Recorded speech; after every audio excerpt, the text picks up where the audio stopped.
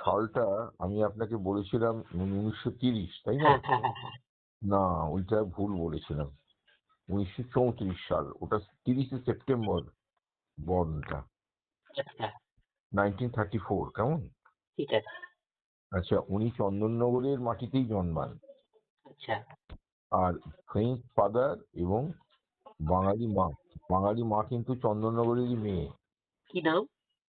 নামটা ভাই আমার না মনে নেই, জানতাম, ভুলে গেছি। আচ্ছা, আমি যদি বাড়িটা পারি কোনখানটা ছিল? তাহলে আপনাকে পাঠাবো, যদি পেয়ে যাই। আমি ঘাঁটছি না, হ্যাঁ। হ্যাঁ, এবার হচ্ছে যে উনি অ্যানথ্রোপোলজি স্টুডেন্ট ছিলেন, জানেন?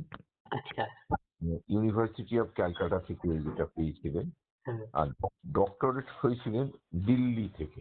হ্যাঁ, আচ্ছা, আর দিল্লি স্কুল অফ ইকোনমিক্সের প্রফেসর ছিলেন। হ্যাঁ, এবার হচ্ছে পদ্মভূষণ পেয়েছিলেন 2005-এ। হ্যাঁ, আর ব্রিটিশ একাডেমি ফেলো ছিলেন আর কি।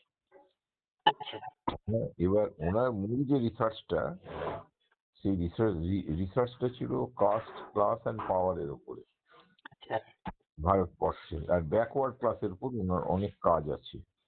আচ্ছা, এইটা হচ্ছে ওনার মোটামুটি পরিচয়। আজকে তো মারা গেলেন আর কি। হ্যাঁ, এবার চন্দননগরের পার্সপেক্টিভে ওনার ব্যাপারটা কি?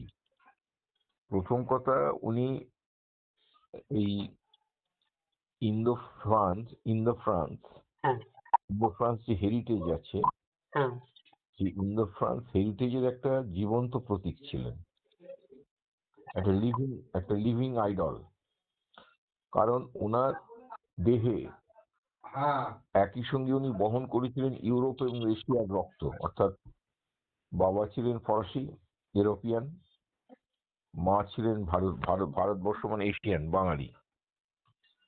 আর উনি বাংলা ভাষা জানতেন এবং অ্যাট দ্য সেম টাইম ফরাসি ভাষা জানতেন। উনি বাংলা ভাষায় লিখতে পারতেন, পড়তে পারতেন। আর চন্দননগরের উপরে ওনার অনেক স্মৃতিচারণা আছে। আচ্ছা, আর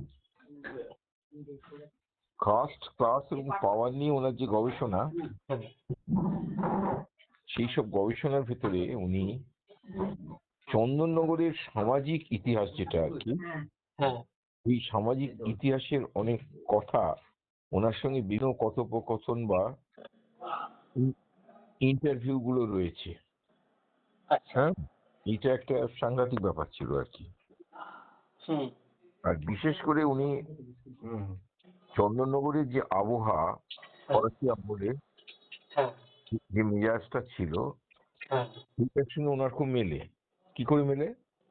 না, চন্দননগর ছিল লিবার্টে, ফ্র্যাটার্নিতে, ইগ্যালিতে, মানে স্বাধীনতা, সাম্য এবং ঐক্য, হ্যাঁ, এক একতা, স্বাধীনতা, সাম্য, লিবার্টে, ফ্র্যাটার্নিতে, ইগ্যালিতে।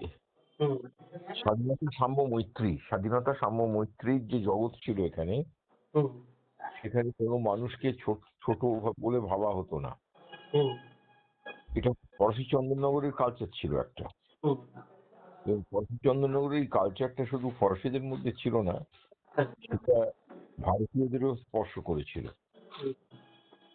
যেহেতু ইন্দো ভারত সংস্কৃতির প্রতীক ছিলেন আন্দ্রে বেতাই, হ্যাঁ, তো তিনিও কিন্তু এই সাম্য, মৈত্রী, স্বাধীনতাতে বিশ্বাস করতেন।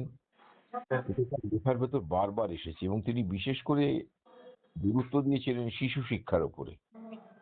আচ্ছা, এবং তার শিক্ষার মূল কথাই ছিল কাস্ট, মানে জাতিগত সুবিধার বিরুদ্ধে, রেসিয়াল ডিসক্রিমিনেশনের বিরুদ্ধে। মানে জাতিগত দিক থেকে বা কোন রকম সুবিধা কেউ পাবে না। অর্থাৎ তিনি একেবারে অসাম্প্রদায়িক হুম, এবং একই সঙ্গে তিনি